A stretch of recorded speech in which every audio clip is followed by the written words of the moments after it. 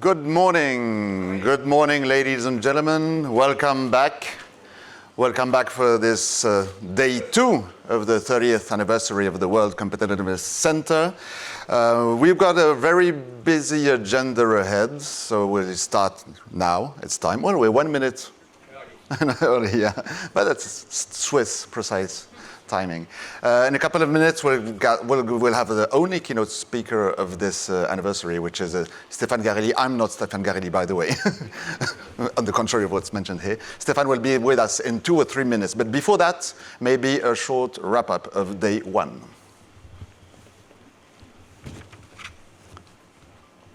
And that vision says, challenging what is and inspiring what could be, we develop leaders who transform organizations and contribute to society.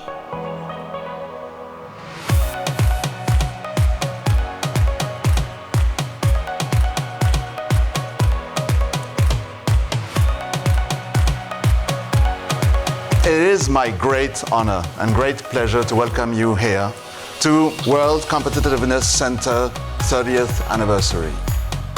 Competitiveness is key because countries in the world understand today that the right objective of public policy is not economic growth, is not happiness, is not job creation, is competitiveness that encompasses all the different measures of people's prosperity.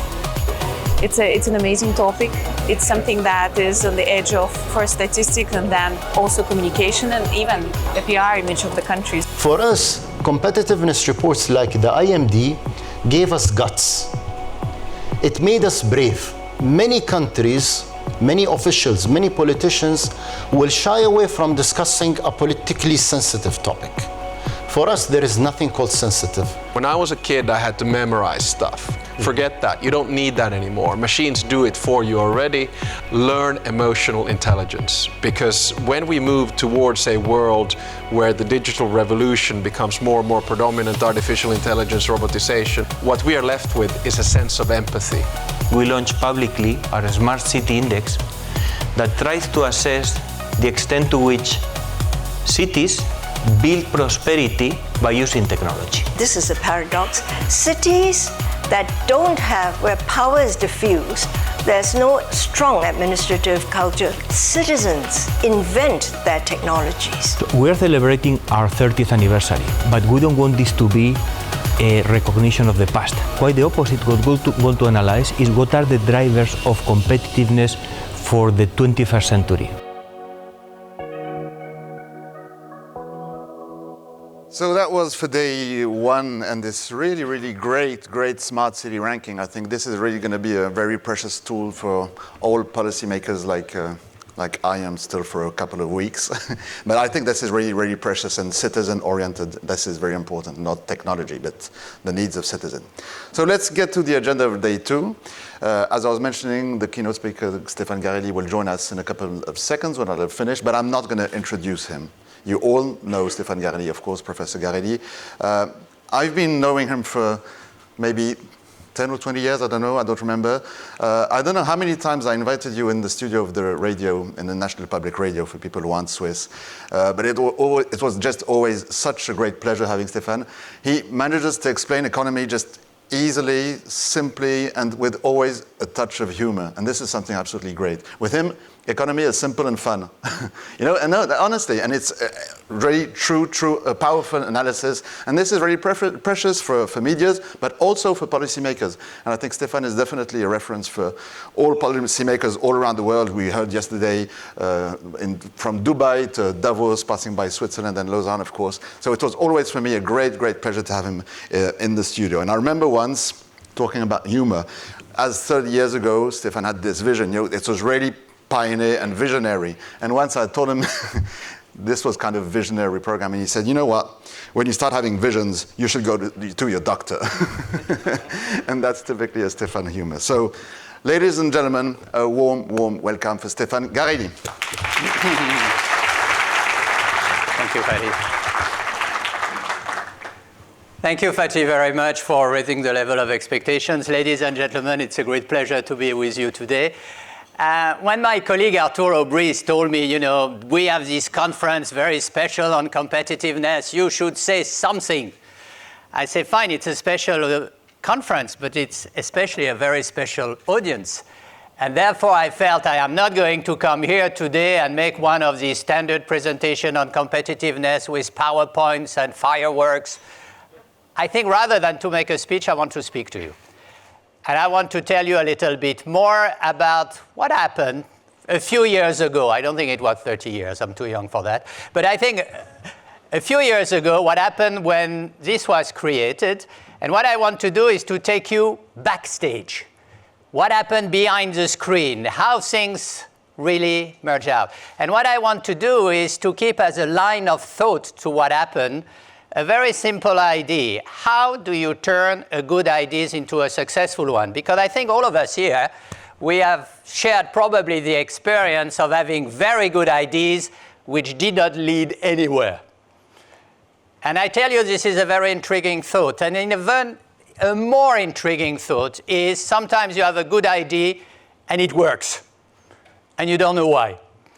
And I think that's what exactly I would like to do today with you, is to show you where we come from, what happened behind the screen, behind the curtains, and how it can be still relevant today. I'm going to use very often the word we, because it has been a teamwork. It has been a teamwork, and a lot of the people who have contributed to this extraordinary story are there. Some are here in the audience today. So we have had Christine Travers, Anne-France Bourgeot, Catherine Grudbeck, Madeleine Ediger, Madeleine Linhart. They're all here. And I think you should always remember that in life you do not achieve anything alone. This is wrong. You always achieve things with people. And I am going to try to show you how we did it and why it has been a success. So let's roll back in time.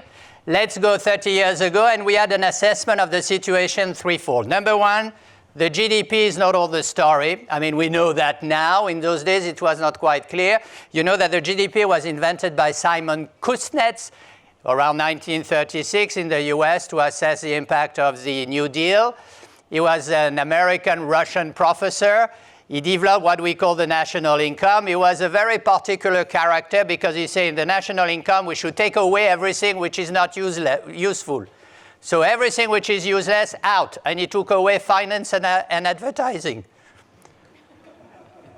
Then it was used for assessing the war effort. And then it came into the UK in 1942 also to assess the war effort. But that was the origin of it. We know that the GDP was not giving us the entire story for two reasons. The first one, it is an added value concept, as you know. And it doesn't tell you anything about assets, social, political assets. Number two, it's a concept which actually works only if you make a financial transaction. No financial transaction, no GDP. You make an oil spill, you clean the oil spill, it's positive for the GDP. And that's why John Maynard Keynes one day said the following. He said, never marry your housekeeper. Because if you marry your housekeeper, it brings the GDP down. Never use that quote. It is politically incorrect. But it tells you that unless you are using a financial transaction, it doesn't work. So we knew the GDP was not the entire story. Number two, we knew also that we had to look at society at large and not only at the economics. One day I was teaching in a place like that with Peter Drucker, and before we started teaching, he turned around to me and he says, "How long have you been a professor?" I say, 5 years, sir. And then he turned around and he said, "I have been a professor for 47 years. Wow, I was nervous before, I was even more nervous after. But during that, he said something that I kept in mind, which was very interesting. He said the following. He said, changes in society today have a deeper impact on company than change in management. And I think this is so true. And actually, if you are looking at everything which is happening today, sustainability, transparency, climate change, all the challenges are coming from societies. They are not coming from the companies themselves. And we had to incorporate all that into the world competitiveness approach. And we did. And the third aspect, which was quite interesting also, was the role of government. Then we knew, of course, at the time that we had a very famous book which was produced by Michael Porter, which is Competitiveness of Nation, brilliant. And you may remember that in this book you have a diamond. In this diamond you have factors condition, demands conditions, rivalry, etc. And outside the diamond there were two things, chance and government. And I remember I had one day a joint seminar in Davos with Michael Porter, and I told him, how can you put government outside the diamond? It doesn't make sense. But it was, of course, a very US-centric approach by which in those days I believed that government was marginal to the economy, while we believed here that governments were central to competitiveness and they were central to what we could achieve in understanding what was going on. So these were the three statements we started with. We had also three objectives to clarify. It was mentioned by Arturo Brice yesterday. The first one is a concept of national welfare. And we felt that this is a collective objective made of GDP plus infrastructure, social, economic, and political. The second concept is prosperity. Prosperity, which is very close to national welfare, but which has to be translated into standard of living. And standard of living is not a collective objective, it's a personal one. And I believe that actually for a lot of people from an economic point of view, it's 1/3 of your revenue should be real disposable income. You feel happy in life when you pay 1/3 in taxes, 1/3 in compulsory spending, such as food, dressing, and then at the end of the day, if you have 1/3 of the money left for you to do whatever you want, then you are happy. And I think people are forgetting about the social impact of that. And the last point, so remember, national welfare, then you have standard of living, and the last one is obviously happiness. And this we will discuss, I think, a bit later today. And happiness is obviously an objective which, I think the best book on that was written 2,500 years ago by Aristotle, Ethics, Nicomachean, ethics, and in which he was saying 50% is the environment and 50% is yourself. So we tried to clarify that and to see how competitiveness was contributing to all this.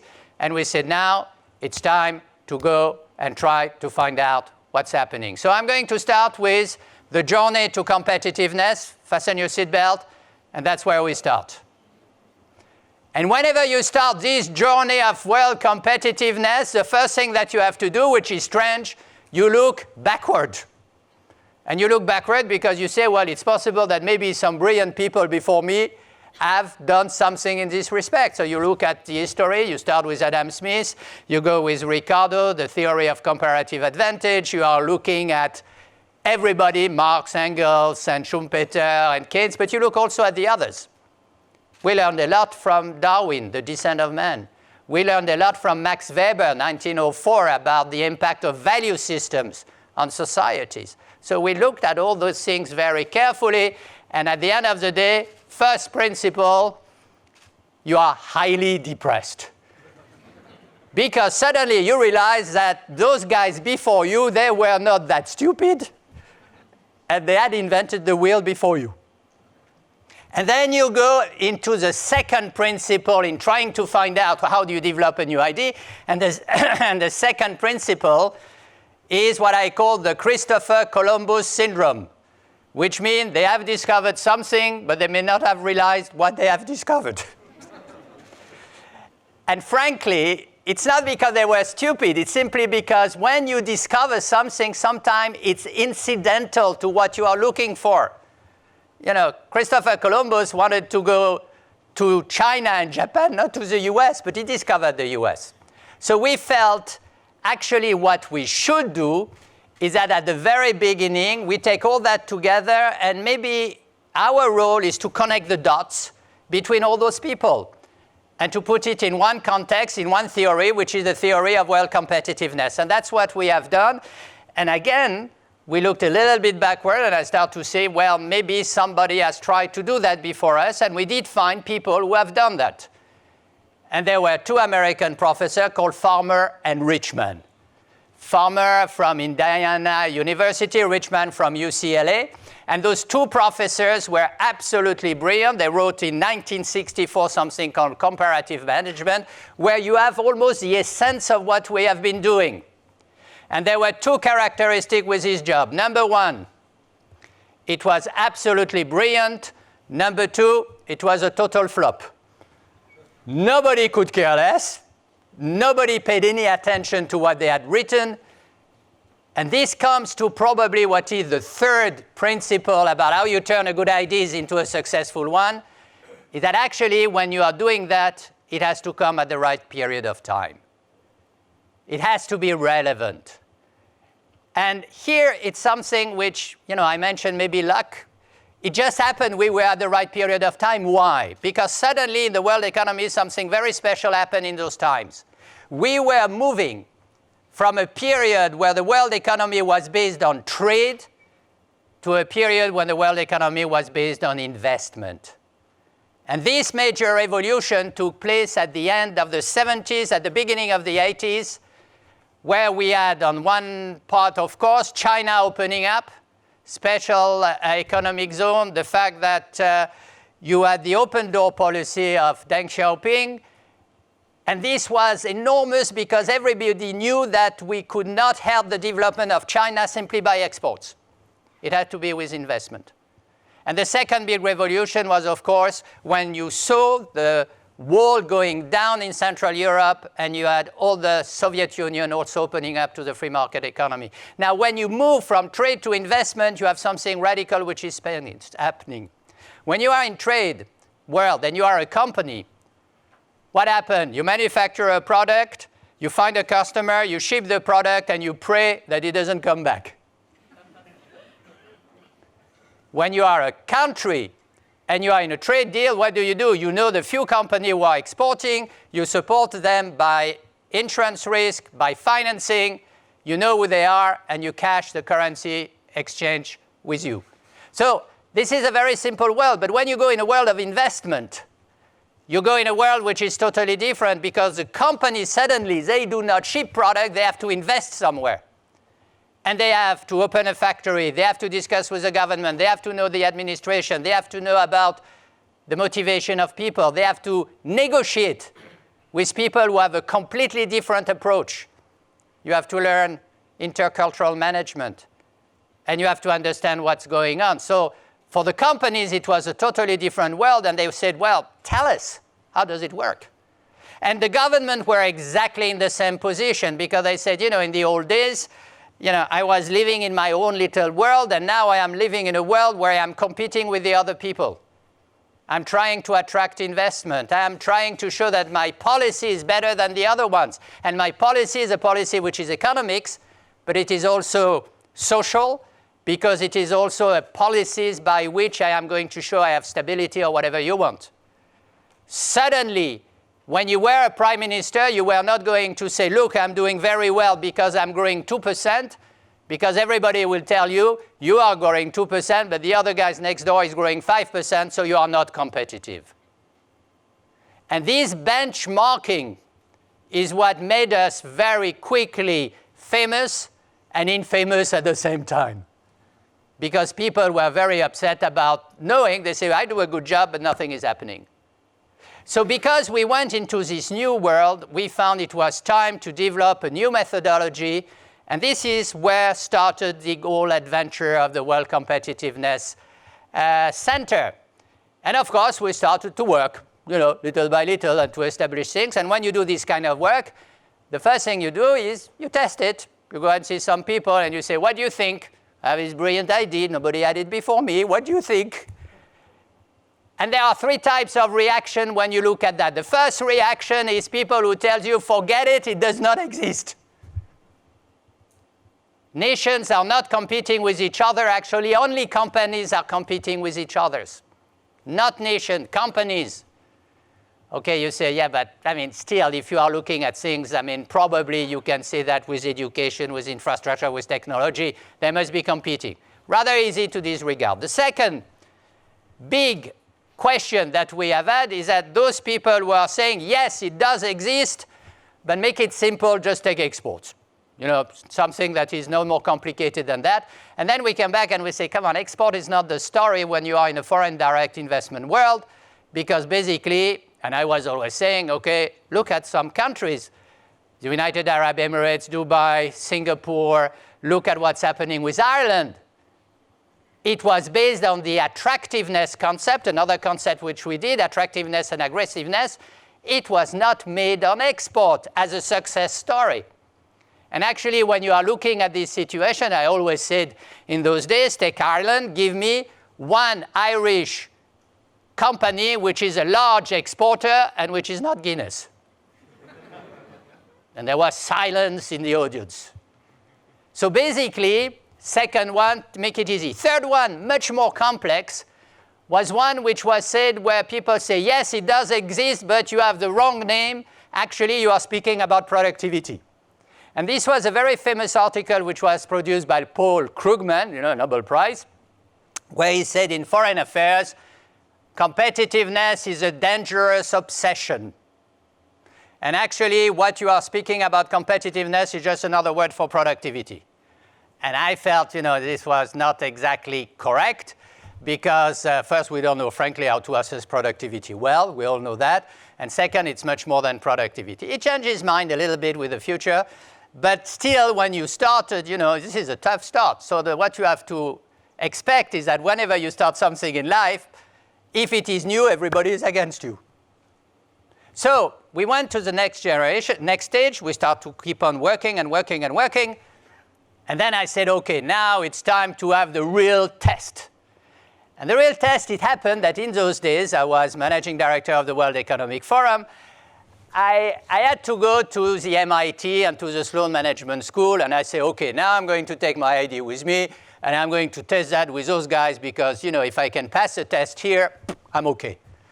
So I go over there, and then first person to meet was Paul Samuelson.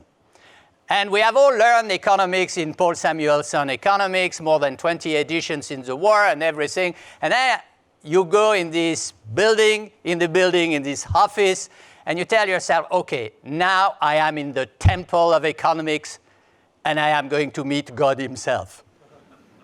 And you arrive in this office, and you have this little Paul Samuelson with short hair who looks at you like that.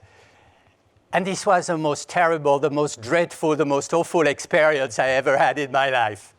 Because you sit down, and he starts to put you one question, and you say, who? And you start to answer, and there is another question. You say, who? And there is a third question. It's only one question after the others, and he doesn't leave you the time to answer. And at the end of 45 minutes, I was my back to the wall, and I expected that the next question would be, how do you justify your life on this planet? Why are you breathing our oxygen? Terrible. I went out of that meeting totally destroyed, saying, I will never be an economist. I'm too dumb. I'm too stupid. Maybe I should try becoming a politician. So, sorry, Fatih. So basically, we were into this situation. I went out. Next meeting, actually, it was a lunch. Another Nobel Prize, Franco Modigliani. And Franco Modigliani, it was exactly the contrary. An Italian, charming, very lots of empathy. A guy, it was an absolute dream. There was only one problem with this lunch discussion we had together, is that I could not understand a word of what he was saying because he was so intelligent. And he was working on his theorem, the Modigliani-Miller theorem. The only person who could have understood that would have been Arturo, because he is a professor of finance, but me, nada. I could not understand the things. But I remember one or two things he told me during this lunch. He says, the first thing, don't look at the situation from one angle, look at it from many angles, because if you look at one angle, you are too subjective and you may change the outcome. And I think that was very interesting, and it forced us to think that actually in the World Competitiveness Center, we should have a multifaceted approach. We should look at things in a very different way. And it's a little bit, and we use the approach of painting, where we said, you have two ways of making a painting. You draw lines, perspective, and you can draw lines by using a mathematic formula. This is what Samuelson was doing. It was about mathematics. Or you can draw a painting not by having lines, but having dots, like the Impressionist, like having pixels. And what we tried to do with the World Competitiveness Center was to give a high-definition picture of the world economy. And the more we could have pixels, the better it would be. And that's exactly how it worked. So this is what I learned from them. And then I had a third meeting with a professor that you don't know, or few of them know. His name was, he didn't get a Nobel Prize, his name was Rudiger Dornbusch. And Rudiger Dornbusch was also the one who made a book about economics, together with somebody called Stanley Fischer, who became the vice chairman of the Fed, chairman of the Israeli Fed, and then after came back to the US. And Rudiger Dornbusch was a maverick. He was hated by half of the faculty. He was loved by the other half of the faculty. He was a big specialist of Latin America, And basically he told me, just do whatever you want. Because frankly, we cannot assess the situation before you do it. So do something and we shall see what happens. And I said, yeah, but you think it's risky? He said, of course it's risky. And it reminds me of what Woody Allen said one day. He said, confidence is what you have before you understand the problem. So I said, fine. So I said, let's go, let's do it, and let's enjoy it. And I have to say that I had a lot of discussion with Rudiger Dornbusch. He's dead now, but he was a fun man. We had discussion in Davos around a lot of Fümli. This is this kind of alcohol we have in Switzerland made out of prune. And I remember very well the beginning of the discussion. I'm not quite sure about the end, if we were still discussing economics or football. But we had some very nice discussion, and he was really outstanding in telling us, just do it and see what happened. So we did it. And then something happened which was very interesting. In the world of academics, you know that whenever you are doing something, you have to document it. You have to give a bibliography, and you have to tell what the others have done in this situation. The problem you have is how can you have a bibliography and tell what the others have done when you are doing a pioneering job? You are the first one, and there is nobody behind you, and you still have to prove that what you are doing is correct.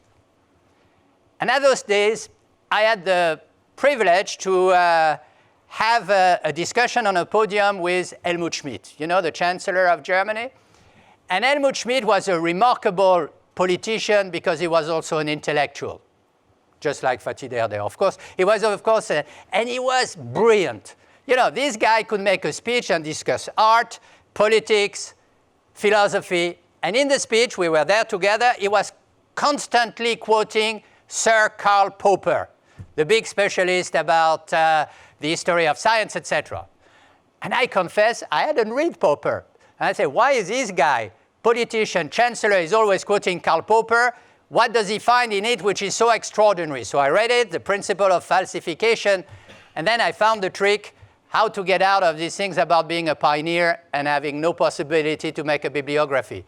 And I reverse it, and I'm going to tell you the principle, which is not at all modest, but what can you expect from professors? Not at all modest, and the principle is the following. You do your job correctly, you make everything you know in terms of being honest and transparent, but you start from the principle, I am right unless somebody else proves me wrong. So you reverse the proof completely. In general, people say, prove me that you are right. You say, no, prove me that I am wrong. It's a very powerful concept when you do a pioneering job because it frees the innovation. You can have all the idea you want. You do the job well, and then it's up to people to attack you. And if they attack you and they destroy you, you say, okay, sorry, I'm wrong, and you do something else. But this is a very important one. Two other principles before I conclude. Another person which influenced us very much is another prime minister, but this one from France, called Raymond Barre. Raymond Barre was actually the equivalent of the big guys in the Sloan Management School or the Department of Economics of MIT. He wrote the textbooks in French economics.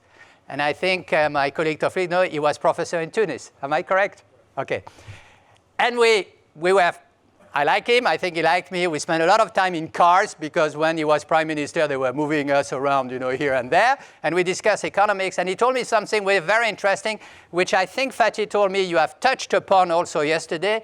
And he says, when you are in government or in prime minister office, actually it is highly frustrating. Number one, because you are only reactive. Only reactive. You don't have time to be proactive. And number two, you have no clue whatsoever about the impact of what you are doing. And most probably the impact of what you are going to do is going to be on the next guy. So you are losing these enormous things, which is, how can I be re-elected? Which I think you discussed yesterday. So I have the feeling that, and then at the end he says, do something because actually we need this blueprint. And I think that was very useful to have somebody who says, sometimes, you have questions about what you are doing, and it's good that people reassure you. Last guy, and I conclude, last guy you have never heard about. His name was, or still, because he's still alive, John Young, chairman of Hewlett-Packard, which used to be the best company in the world. Now they have changed a little bit. But a great company, first guy who came after Bill Hewlett and Dave Packard. And one day, I was close to it, I received a phone call from him, and he says, Stéphane, we know you are working on, competitiveness, etc. In those days, it was the 80s, we have a very big problems with Japan. Japan. It was not China, it was Japan. They had exactly the same story in the US, the competition of Japan destabilizing completely the American economy. So he called me and he says, Stéphane, we need you. We know you. The team is doing a lot of good job on world competitiveness. You need to help us, etc. The president wants to do something. And me, stupid, I say, the president, which president? And the guy say, Ronald Reagan, why? I say, okay, if you insist. So basically, he started by doing something which was very interesting. He created the first Council on Competitiveness. And the first Council on Competitiveness, US Council on Competitiveness, was created by the US. And now you have Council of Competitiveness everywhere. We have been part of the creation of some. We have helped. But I think it means something very important. Once you have created this knowledge about competitiveness, you have to spread the knowledge and you have to spread the success. And it is very important. So I think all these councils on competitiveness are key. Let me conclude. At the end of this journey, there is still one question you have to ask yourself, and it is the following. How do you know it is a success? You feel it's a success, but how do you really know it is a success? There are 3 ways to know it is a success. Number one, it is when people start to imitate you. And this is highly frustrating. I mean, my colleagues here knows how much I was furious when I start to see people imitating what we were doing, and sometimes what they do, they take 40 people, they give them a cocktail party, they put them in a room, they ask them 3 or 4 questions, and then they write a report. It was not very, very serious. But on the other hand, you know that if people imitate you, it means that you are successful. Number 2, and that is much more profound in my opinion, I think we were in a situation where with world competitiveness, for the first time, we had provided a common language on the subject. And like the wording, like the vocabulary, everybody can use it to say different things, but at least we are using the same terms, the same name, the same definition, and I think this is a critical importance so that people understand what they are doing. The most important thing in life is when we speak the same language, even if we are saying different things. And I think in world competitiveness, this is what was achieved. And the third and last one, and it was for me a very big challenge. Now I have to speak personally. It was a very big challenge. And it was to say, actually, would this institution live without me? This is the ultimate proof where you say, now I have done whatever I done, we have done whatever we can. Now, thank you very much. I'm going to withdraw, and I'm going to look if it's going to survive. And frankly, to be honest with you, the greatest pride we can all have, our team, those who are still there and those who have left, is that after we left, I left, it's still surviving. It's still there, thanks to my colleague Arturo Briz and all his colleagues which are in the room, Christos, etc. It has survived and it will survive. And I think this is the ultimate taste in life, where you can say to yourself, actually, I'm going to withdraw and see what happens. It's a little bit like when you have children. There is a moment you have to tell them, okay, you go, you make your life, enjoy it. And you pray that they don't come back. And generally, this is what happening. Thank you very much indeed.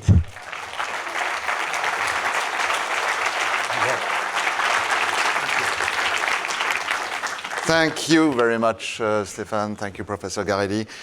What a journey. Yes. It was Yes. such a journey. We're going to talk about those stupid politicians in a couple of minutes. That is going to be a long discussion. It's going to be a long discussion. We've got 30 minutes now for this discussion. No, honestly, it's going to be an open Q&A session, so just if you have any question, don't hesitate, raise your hand. I know you know much more about this topic than I do, so don't hesitate to raise your hand and ask questions. So, that was for the 30 last years. Yes. What's coming next in the 30 next years? I mean, you've been mentioning this big change that happens when we pass from trade to investment. Yeah. Now there's something maybe a bit bigger that's happening with all the digital transformation. Sure. Or not. Maybe in these 30 years, we've got the 10 last, which have been a tremendous change. Yeah. What's happening now? I mean, can we keep talking about competitiveness the same way? No, definitely not. And that's why, sorry, the emotion. Yeah, yes, I guess so. Have a drink, have a drink. That's why I think that somehow we need also, we have always been caught between the two things. Number one, you need to be able to compare with what you have achieved in the past. Number two, you need to change in order to incorporate in what you are doing the innovation in society and the innovation in technology, etc. Now, digital world is there, and I think it's part of competitiveness. And what we have to look at is how it can enhance competitiveness more than it can destroy it. My feeling, and I take the long-range issue, is that one of the biggest issues we can see today among politicians is certainly the fact that they take a decision and they have no clue about what will be the impact. Mm-hmm. Impact analysis is a key issue.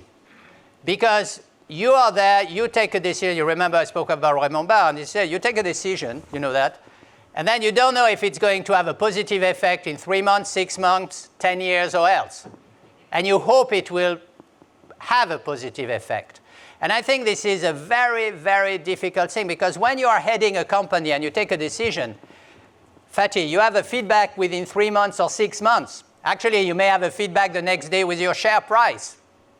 But when you are in a government, it's very difficult to have an immediate feedback to tell you whether you are in the right direction or not.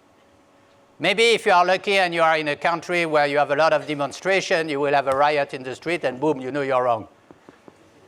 But in other countries, it's very difficult to know in which direction you are going. And I think that one of the big things, and that's where the digital economy can help, and big data can help us, and artificial intelligence can help us, is to better understand what is the impact of the decisions we are taking. And here, I have the feeling we are only scratching the surface and we are only at the beginning of the journey. We'll come back to the tool, the digital tool, but on the politicians' intention, this is interesting. When we can talk about Donald Trump or some people like that, we realize that they take decisions we don't speak about Donald Trump. It's a good example. The decisions are not taken to be more competitive, but to be more popular.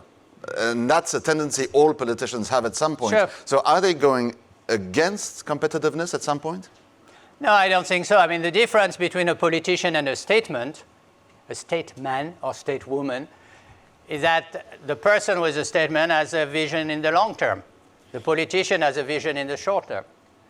The problem is to have a long-term vision in politics is a sure way to lose the next election. Yeah, exactly. So here you have to balance the two things. And it's true, I think that what people are expecting, and it's very simple somehow, people expect their standard of living to increase. And they expect their standard of living to increase, and no matter what you are telling to everybody, what are the grand ideas, they want to know at the end of the day, at the end of the month, how much money they have for themselves. It doesn't mean they are not interested in the rest. You know, this is a conflict between the end of the month and the ends of the century. Mm-hmm. You are concerned about climate change? Yes, but at the end of the month, I want to pay my bills. And every politician who forgets these kind of things has a problem. I remember Lee Kuan Yew saying all the times, you know, and he was very much close to our work. I mean, he was really reading very much what we were producing, and he always said something which I found extraordinary. He said, you know, whenever you have success, you should always give back to the people the proof of the success of the country in terms of better infrastructure, better school, better roads, better whatever you want, but they need to see it. People do not understand what is a budget deficit. They couldn't care less. People don't understand what is a debt level of 60% or 80%. People do not understand a lot of things about economics. The only thing they do understand is at the end of the day, how much money do I have to go and buy something? Free money, real disposable income, the equivalent in company that we call free cash flow. That's what matters, nothing else. And every politician who forgets that is sure to lose the next election. And don't ask me any example. For example? No, I mean, if we talk about, for example, Emmanuel Macron, no, honestly, I'm convinced, this is my personal opinion, that he takes good decisions. But he has no certainty that at some point the decisions will have an effect before the re-election or non-re-election. Exactly. And this is no French bashing, I'm mentioning. We had a little clash yesterday. Does that mean, at some point, democracy is not the best model for competitiveness? We need a bit more, if politically incorrect, dictator, autocracy? No, I don't think so. For a long-term vision, that can be useful. I think what people are interested fundamentally in is justice. Yeah, I guess so. They want to live in a society of justice, in a society where they can raise a family in total security, where they can travel if they want to travel, where they want really to develop a life at their family level, and they want social justice. And if you look at the origin of the concept of democracy, it's a concept which is there to provide social justice. French Revolution, okay? So I think that we have various models available around the world. They do exist to provide social justice. You can very well have social justice in a tribe somewhere in Africa or elsewhere where somebody is very careful about the good situation of their people, all right? So I think we have to be careful. There are many different ways to achieve the same objectives. Democracy is one, the one we have been pushing through. And I think it's a very good one. It stays the best. Stays at the exception of all the other ones. I would not say it's the best. I would fundamentally respect the other ones, provided that the end result is that people have a better life, that they are respected in their civil rights, that they can travel, that they can raise their family, that they can feel they have a minimum of security about the future. If you can deliver that and you are not a democracy, so what? I think we have to be much more open-minded in how we achieve the fundamental objective, which is that people need a better life. We have a lot of examples, again, I won't say, but we have people who are going to lose during the next few months their elections because they have forgotten that at the end of the day, people want to know, do you increase my standard of living? Do I have more money? Am I more optimistic about the future? Nobody succeeds in life by providing or promising to people tears and blood. Even Churchill was not re-elected on that one. No, it's true. They want hope. Cannot provide hope, going to do another job. Yeah, and we saw that with the Arab Spring. Wanting democracy at any point is not necessarily a result, and we mentioned that with Tunisia, of course. Yeah. Any question in Yes, the audience? sir. Yes, sir. Maybe just wait for the micro. It's better you ask questions, otherwise we can just carry on like this during Thank 2 you. hours. You know? Yeah, my name is Soren Nielsen. I'm an alumni of IMD. I have a rather philosophical question. First, I want to congratulate you on what you probably would say this is your life achievement. And very well done for that. Maybe you have more as well. No, there's more coming, which would be great. No, my question is a little bit philosophical because at the moment, since we are in Europe, the European Union and the Eurozone is facing some economic and political challenges and may arrive at a crossroad where things could break apart. I'd love to understand from you how the competitiveness individually and in aggregate of the European countries that are part of the Eurozone has actually helped create a unison in the EU, or has it split apart in the sense that certain countries has won over others? You mentioned Ireland. It had a specific model. Germany has, by providing liquidity to the southern countries, eventually gained in terms of prosperity, where the southern countries may have lost in the long term. So as you think about the competitiveness of these individual countries, do you think that the EU should have like a more uniform competitive standing, saying that Europe as a whole is assessed, whether it's competitive or not? And do you feel that with the report and these analyses, we're actually pitting the countries against each other in a way that's not productive for the unification of the Eurozone and the EU? Good. You don't have another question? Where are you from, sir? I'm from Denmark. Good. Okay, so let me first say the following. I think that the future of Europe is a management of diversity and not uniformization. We should be proud to work on the diversity of the European nations. We should look at the Danish model as being a very interesting one and not try to apply it to another country because it doesn't work. We have the same thing in Switzerland, even inside Switzerland, where we don't have tried to apply our model here in the French-speaking part to the German-speaking part because it doesn't work. I think the question is, number one, first you have to accept that you should manage diversity, and diversity is absolutely acceptable. We are all speaking about the United States of America, but nothing is more different than a guy from Arizona, from a guy from Colorado, or the guy from Florida. They're all different, but they live in the same country. So you need the same basis. And this basis is to be probably one monetary union, or at least one currency. And I say that, I'm a Swiss and we're outside, so you can imagine what it means. So we need one currency. Number two, I think probably we need in Europe one foreign affairs policy. And then we need to have politicians who start to discuss among themselves and who take decision probably at the majority and not only at unanimity. What we need in Europe, and I finish because I know, I'm sorry, a lot of you are not from Europe, so it's less relevant. There is a fundamental big issue in Europe today in the building of Europe. It's a confederation. It should be a federation. And in any democratic system, you have two chambers. A high chambers, the Senate, and a low chambers. The high chambers represent all the various nation states on an equal basis. Look at the US Senate.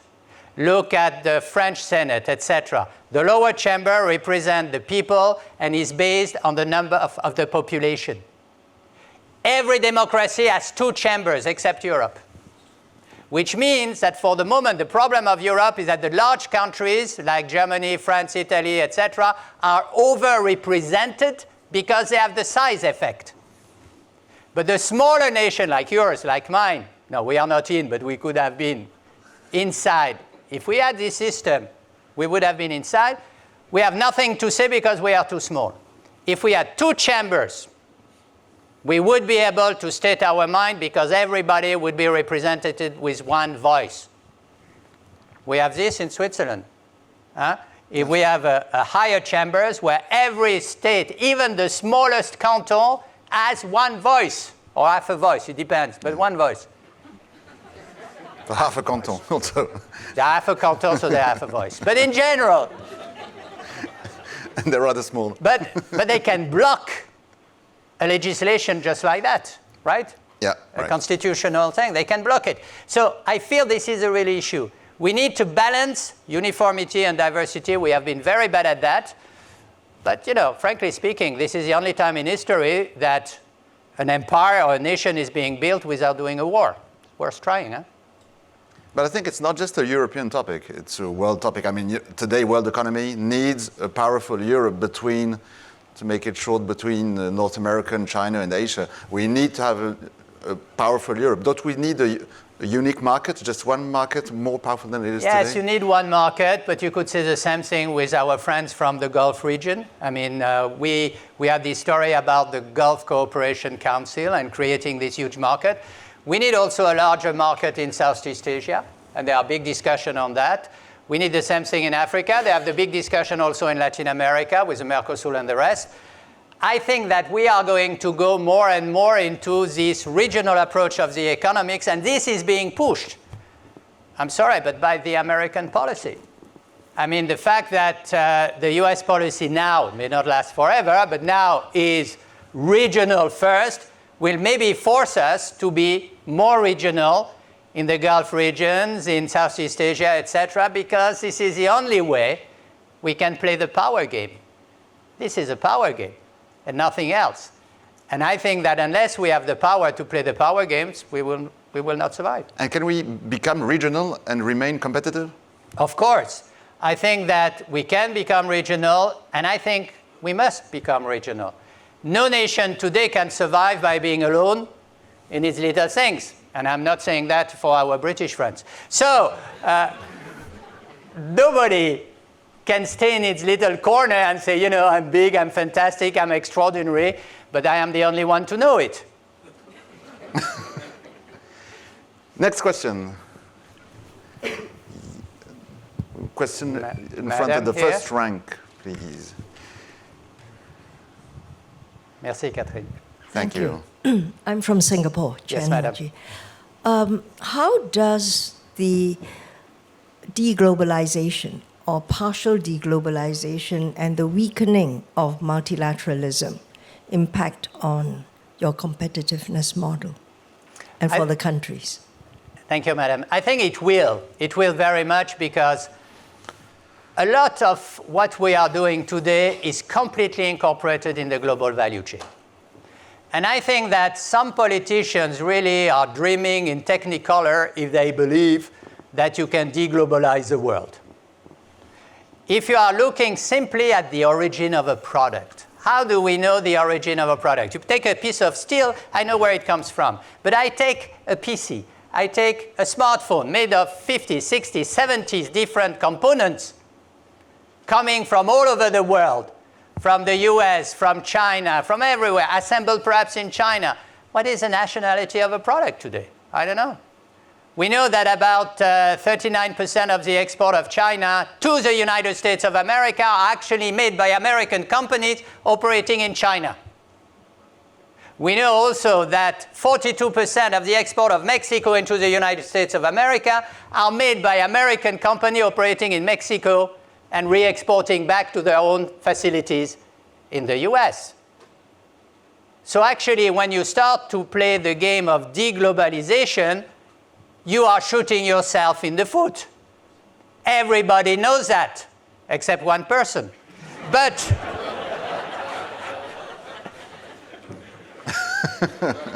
no politics, huh? No No politics. We said no politics. But madam, if I see Singapore, I mean, you are the first harbor in the world, or container harbors, or one of the first now, I don't know, with China. I mean, you are dependent of what's happening around you. In Switzerland, we are dependent of what's happening around us. We have a surplus of our balance of current account of 10% of the GDP since the last 31 years. The moment the global economy starts to collapse, everything collapses. And we should know about one thing. When it starts in manufacturing and tangible goods, it will have an impact on services. It is a fallacy to believe that there is a big line where you have manufacturing and you have services on the other side and that you are protected from each other. It's not true. It will go, it will affect finance, and we are going to see it now. Thank you, madam. There still are two things. There are politicians that are talking about deglobalization, Yeah. but there is also a very big citizen pressure to say, okay, now we must stop with all the climate change debates. Yeah. We stop with shipping. We stop with flights. We stop with all these things. There will be a growing pressure on globalization. Whatever happens, it's not just a political decision. Will that have an impact on competitiveness? It should at some point, no? Yeah, it will. I think it will force people to change. I mean, in companies and countries to change their attitudes, their policies, etc. And I think that what I found was striking is that in the past, I mean, the new business models were coming from companies. Now the new business models are being forced by the people themselves. It is the people who have asked the companies to recycle. It is the people who have asked the company to go into the circular economy. It's the people who are telling to companies, stop producing plastic, stop to produce one usage type of spoon or whatsoever. So I think that we have to incorporate that, but we have also to be realistic. I think that we will continue to have people flying around the world. Even if you put a tax on airlines, it will not stop people flying around the world. And we're Chinese friends. There is 120 million Chinese friends, tourists who are going outside China every year. Are you going to tell them, don't take a plane, take a sampan or something like that? It's ridiculous. So the real challenge, and I'm going to go in your alley now, it's not to put taxes. It's to find the technology which is going to reduce the impact on the environment of all those type of products. It's not because you put a tax on an airplane or an airline or air tickets that your plane is going to be less polluting. Actually, you should use the tax to develop the technology to have more efficient fuels. That's what we have to do. But the problem, don't listen. The problem is when you ask politicians to do something, the only thing they know how to do is to put taxes. Now you can listen. That's again. why I'm quitting. That's why I'm stopping politics. And that's why I think we must invest more to find those answers in the institutes of technology that are just 1 kilometer far away from here. We must invest more. Not only in technology, but how we are going to use the technology everywhere, including in agriculture. It's not, technology is not only about brain science. It's not only about biotechnology. It's about everything in daily life, including agriculture. So I think this is a challenge. Definitely. Next question. You still got 5 minutes, not more. So Mr. if Sir, you have one. Did you? Where was that? Yes, sir. Yeah, hi, it's Paul Ali, and thanks, Stéphane, for a great presentation. It's a two-pronged question for you. So the first part is really over the past 30 years. Yes. What are some key aspects or elements of your assessment that has changed fundamentally in how you assess competitiveness, or if it hasn't? And I think the second part, you mentioned that because every time you bring these rankings out, there's probably some noise and you probably get some criticism. So what are some of the key elements of the criticism you've had with the ranking, and have you addressed that? Okay, thank you. First thing, what has changed, you should ask Arturo because now he's in charge. But I would say that what probably is doing is to make sure that he incorporates, or we incorporate, this new type of society in which we live, where we have not only the digitalization of the society, but we have also all these new business models, all these new attitudes about the climate change, the environment. This will have an impact. So, as I mentioned during my presentation, we need to balance what has happened so we can compare the progress, because that's what people want to know. They say, am I getting better or not? And then we have to incorporate all the new things in order to make it relevant and topical. That's the first thing. The second one, your question about how people receive it. As I said, we are becoming famous and infamous at the same time. I learned one thing. Never go in a country and tell the country what to do. Never. Just go there, says every one of us, we have a recipe of competitiveness which has to be respected. We need to benchmark one country with the other. Learn what each country has done here and there, which is good, which is transferable or not, which is compatible with our value systems or not. And then you learn. So when I used to go outside, I used just to say, I'm not going to tell you what to do, I'm going to tell you what the others are doing, which are successful and may be relevant to you. And I think this is very powerful. So usually, my approach is to say, I am Swiss, I'm neutral, I'm objective, I have no opinion, and no ID. And I tell you, it works very well. We're coming to the end. Yes. Maybe a last question on the global atmosphere. We're in a kind of a pessimistic period. We were talking about populism, about the slowing economy all around the United States, about more or less everywhere. How do you see this? Is it the beginning of kind of a collapse of competitivity, or is it just a short incident that will pass? What is your global view on in the situation today? I'm positive. I think that there will always be a place for competitiveness, always, because we need to work to make the life of people better. That's it. Mm-hmm. There's no other things. And if we can succeed to do that, we can succeed only to do that if we have the right tools and the right statistics. And we are very bad at having the right statistics. I just want to give you one example. I know we still have 1 minute. Okay. No, go right ahead. Just one example. Madam, in Singapore, you are very efficient and you produce your statistics about 11 or 12 days after the end of the quarter, right? In Europe, we are, well, let's take the US, 16 days after the end of the quarter, GDP statistics. Europe, 19, 20 days after the end of the quarter. My country, Switzerland, much more. 2 months. So I always ask those guys, what do you want us to do with statistics which are 2 months old? Why do you do that? They tell me, Swiss finish. I say, fine. Do you correct them? Yes. So I say, what are we doing? We want to be more professional than the others at being wrong. But we need online statistics, immediate. Take inflation. What is the use of having inflation statistics 6 weeks later while we have companies like Alibaba, like Tencent, like Amazon changing their price many times in 1 day? They are price makers. They are not adapting to price. They are price makers, those guys. And at the end of the day, we are trying to take the best decision on statistics which are totally wrong and where we don't know what's going on. And that's where being a politician is very useful, because you are used to work in a world which is totally unclear, right? Right. Right. And this is why I loved inviting Stéphane every week in the morning news on the radio. Thank you very much. Thank you very much, Stéphane. Thank you very much.